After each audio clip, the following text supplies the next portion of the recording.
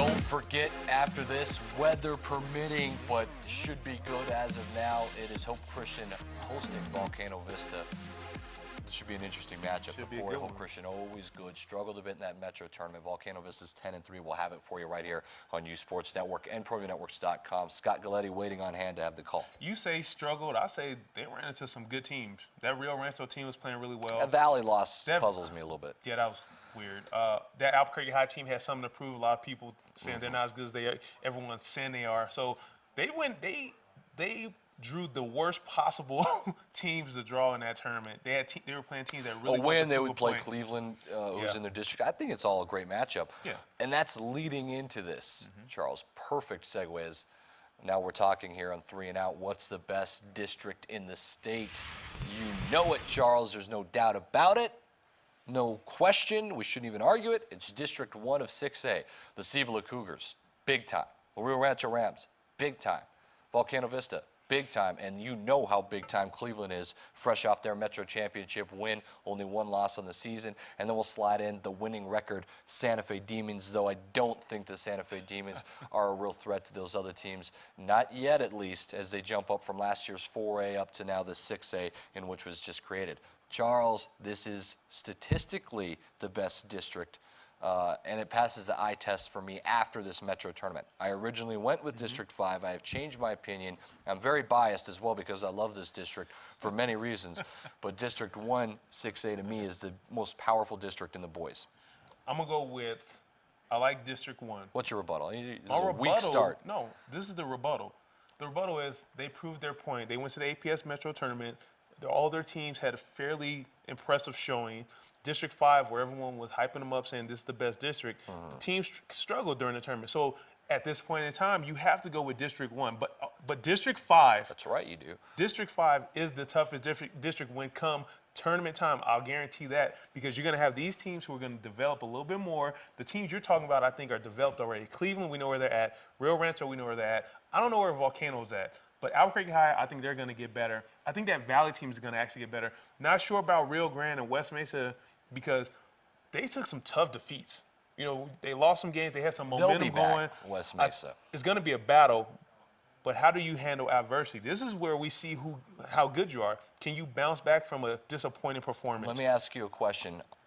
Are we not giving enough credit to the district down south with Hobbs, with Carlsbad, with Clovis, Alamogordo? I mean, Carlsbad and Hobbs may be one of the 2 of the 4 best teams in the state, possibly. But you have Alamo and Clovis. You have Alamo and Clovis. Trash can material, Clovis.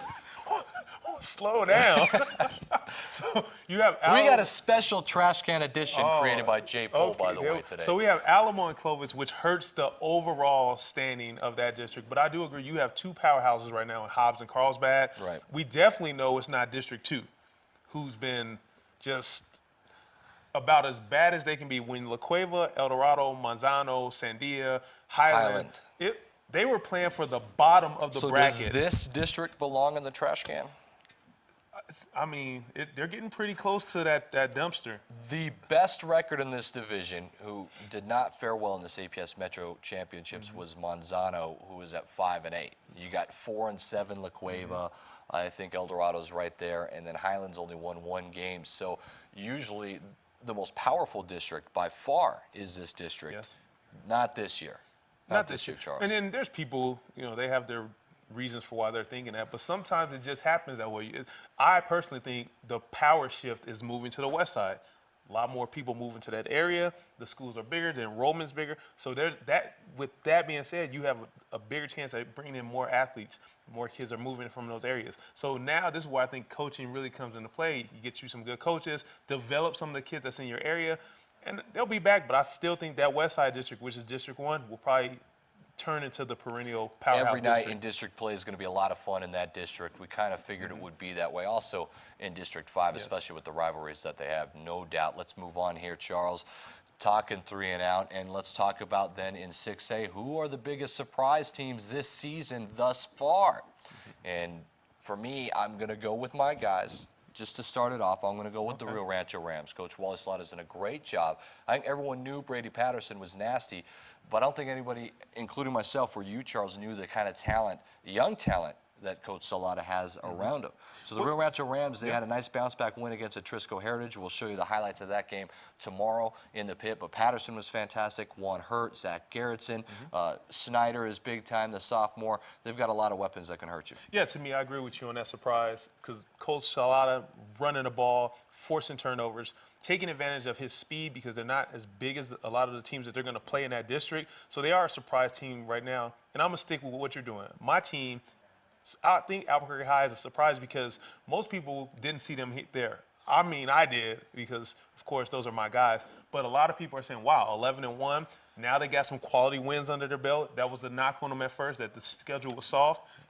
They're considered a surprise team. Still, nobody's giving them the respect that they deserve. I think you're right. The loss to Cibola, obviously not a bad one now that we've seen what Cibola can do and their guards growing up. But I'm going to say this. Gabe Bump, if you haven't watched him play, he is definitely a top 5 guard in this state. And he's just a junior. He's growing up before your eyes. We knew this, Charles, and I knew because of you, but I also watched Bump play last year as a sophomore. I knew this was a young team returning a lot of guards. We have a lot of reporters and sports guys saying, how about that Cibola loss? We knew Albuquerque High wasn't for real. Well, really? Because they bounced back and they beat Hope Christian and then they beat Valley pretty easily, and now they're 11-1. You can't be 11-1 by a fluke. So I think they're flying under the radar, and the Bulldogs are where they should be right now.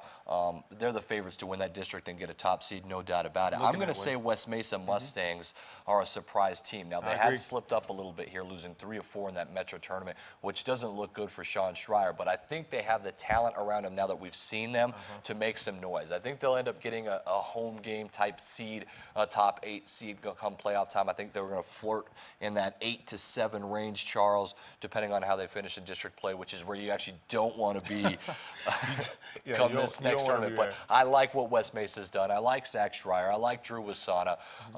I like Isaiah Curley. These guards can really get it done, and they're coached very well. Yeah, you have all these guards playing well. They hit a little bump in the road, but this is where we're going to see that mental fortitude. If you can come back and bounce back, get some good wins. I also think Cibola is a surprise team. That is a good I'm going to tell you why. Because you have these bigs, Liddell and Cunningham, everyone expecting them to have a good start. They had a terrible holiday, but they bounced back. The guards really grew up. And now they're one of those teams where people are saying they could challenge Cleveland for that district title. Carpenter and, of course, Dixon has been big time, the youngins for Cibola. They started high, they bounced low, and now they're back up high again. So I think they're the re-surprise team, the Cibola Cougars. I will agree with you on that one. That's the surprise. Yeah, that's the surprise teams in 6A. Those are the best districts in 6A. Come on back here. We got a trash can segment for you a little bit later. You're going to like the basketball.